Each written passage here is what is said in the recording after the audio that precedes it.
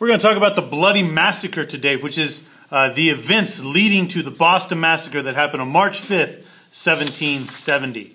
We've got to first talk about our angry, controlled colonists. There were small fights and skirmishes around Boston between the British soldiers and colonists. The colonists did not like being controlled by the soldiers. In the fall of 1768, an additional 1,000 British soldiers arrived in Boston to keep the peace. With their arrival, resentment and tension filled the city. On the evening of March 5th, 1770, tensions between these two groups boiled over, and fighting broke out. It all started with a small group of kids, not much older than you guys. They were taunting British soldiers. They ended up throwing snowballs and ice balls at the soldiers, and that soldier called for backup, with more soldiers quickly showing up. The soldiers tried to calm the now growing crowd down, and it was now more than just kids. With adults with torches and pitchforks and shovels and some guns joined the crowd. The crowd is now a mob, and both sides are angry and willing to fight. Somehow, someone shoots. Through the arguing and confusion of this confrontation, a shot rang out in the night. The British soldiers opened fire on the, quote, unarmed, innocent colonists. We weren't sure if the colonists fired back in response or if they even could. As the smoke cleared, 5 colonists lay dead in the streets of Boston.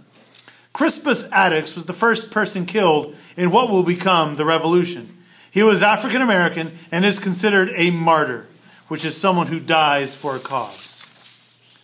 The Bloody Massacre gets its name from Paul Revere. He was a silversmith, and he engraved a picture of what the fight looked like that night. He titled this engraving The Bloody Massacre, and this became a symbol for the Sons of Liberty. News of the massacre spread across the colonies, angering more and more colonists, and increasing the Sons of Liberty, their influence. This is what Paul Revere engraved, called The Bloody Massacre. The results of the massacre. The British soldiers were all put on trial for murder, as they should have been.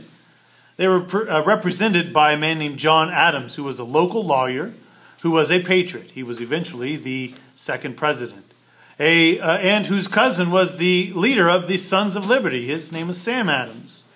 He represented these soldiers not because he thought they were innocent, but because he believed that everyone deserved a fair trial. Not a free trial, but a fair trial.